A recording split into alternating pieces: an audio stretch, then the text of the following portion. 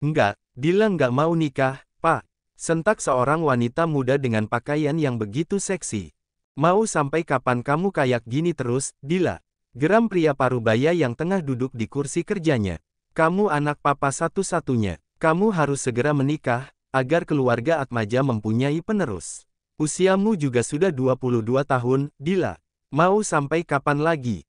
Wanita yang bernama Adila itu menggelengkan kepala. Enggak, aku enggak mau hidup penuh dengan aturan dan tekanan dari orang lain. Papa tahu itu. Adila benar-benar tidak mau mengikat hubungan dengan seseorang. Wanita itu menikmati hidupnya yang seperti ini.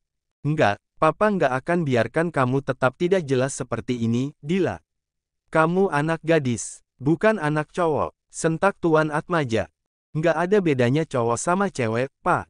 Semua sama saja. Kalau memang Papa menginginkan seorang keturunan, baik, akan Dila kabulkan. Tetapi Dila nggak mau menikah. Titik. Tekan Dila mengenai rencananya. Setelah mengatakan hal itu, Dila pergi melangkah keluar dari ruang kerja papanya. Tidak lupa wanita itu menutup pintu dengan sangat keras. Sampai-sampai menimbulkan dentuman yang cukup mengagetkan bagi orang yang berada di sekitarnya. Tuan Atmaja hanya bisa mengelus dadanya melihat sikap putrinya yang begitu keras kepala. Enggak semua pernikahan itu mengerikan, Dila, gumam Tuan Atmaja merasa bersalah. Karena sikap Dila yang seperti ini juga terjadi karena dirinya. Asteris. Adila Atmaja tidak percaya akan sebuah hubungan pernikahan. Dia tidak mau hidup dengan dijerat oleh satu pria. Dila, sapaan akrab wanita itu lebih memilih untuk hidup bebas dengan banyak pria yang dia kencani. Bukan tanpa alasan Adila bertingkah seperti ini. Semua itu ada penyebab yang Tuan Atmaja sendiri tidak bisa mengatasinya. Ya, semua ini berawal dari pernikahan kedua orang tuanya sendiri.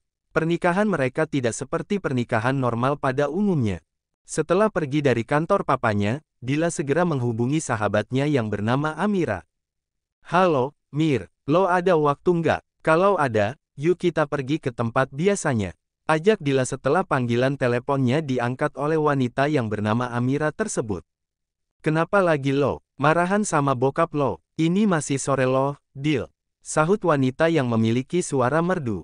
Karena memang Amira merupakan seorang penyanyi di sebuah kafe paling terkenal di kota ini.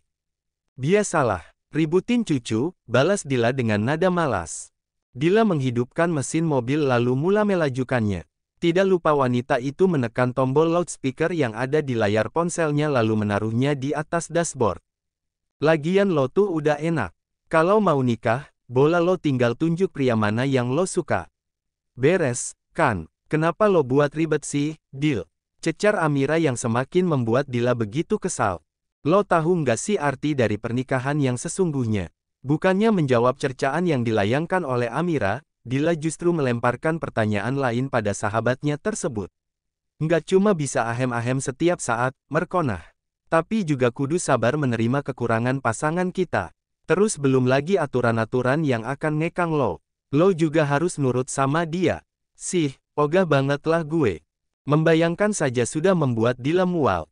Lebih baik gue main sama anak-anak sampai puas. Nggak ada yang ngekang atau ngatur gue, imbuh Dila dengan begitu yakin. Terdengar suara decakan dari seberang sana. Cek, terserah Lola maunya apa, ujar Amira yang tampak pasrah. Terus ini jadinya ke apa? Tetap mau ngajak ke sana.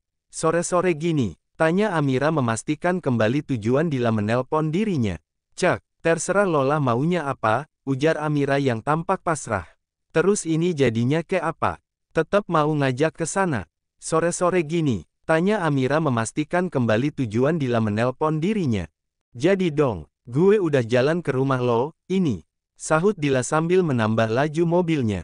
Sialan, percuma lo nelpon gue kalau ujuk-ujuk juga datang ke sini. Balas Amira penuh geram. Suara tawa terdengar begitu menggema di dalam mobil Dila. Wanita itu senang sekali mendengar Amira mengumpat seperti itu. Dila semakin menambah kecepatan laju mobilnya setelah sambungan di antara mereka selesai. Dia ingin segera sampai ke rumah kontrakan Amira dan segera menuju tempat di mana bisa menghilangkan beban yang Dila rasa saat ini. Tidak hanya satu kali atau dua kali perdebatan itu terjadi antara dirinya dan sang papa. Entah, Dila sendiri juga tidak tahu mengapa akhir-akhir ini papanya sangat kerap sekali mengungkit masalah cucu. Padahal Dila belum pernah mengalami jatuh cinta pada seseorang. Dia selama ini hanya melakukan hubungan suka sama suka, walau hanya sekedar hangout bareng. Tidak lebih dari itu. Sesampainya di depan rumah kontrakan Amira, Dila tidak serta-merta turun dari mobilnya. Wanita itu lebih memilih untuk menekan klakson hingga sang penghuni keluar dari rumah dengan wajah yang tampak seperti seekor singa yang lapar. Membuat Dila tertawa senang di dalam hati. Paling tidak, ia mempunyai hiburan saat ini.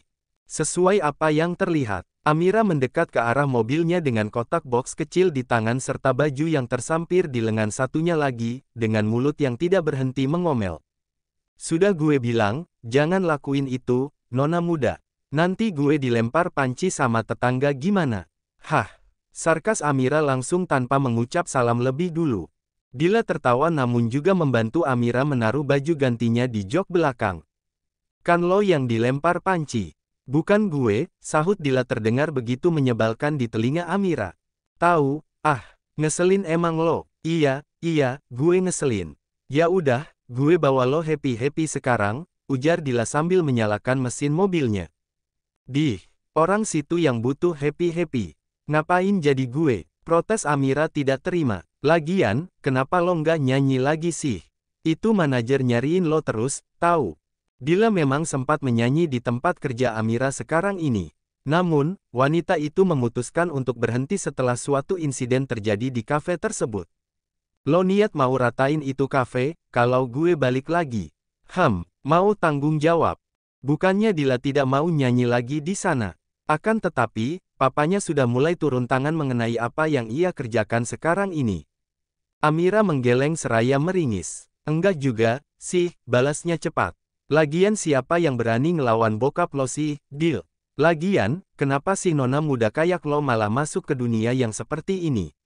Berteman dengan Dila selama 1 tahun belakangan ini, tentu Amira tidak tahu terlalu dalam mengenai kehidupan Dila yang sesungguhnya. Selain suka minum dan bergonta-ganti pasangan kencan di klub maupun pesta. Dila tersenyum hambar. Udahlah, lo nggak perlu tahu masa kelam gue, Ra. Daripada lo nanti ilfil, lirihnya. Mendengar jawaban Dila yang seperti itu, membuat Amira tidak lagi bertanya lebih jauh lagi. Kemudian mereka membahas hal yang menyenangkan menurut mereka. Seperti rasa ciuman dengan pria yang berbeda, misalnya.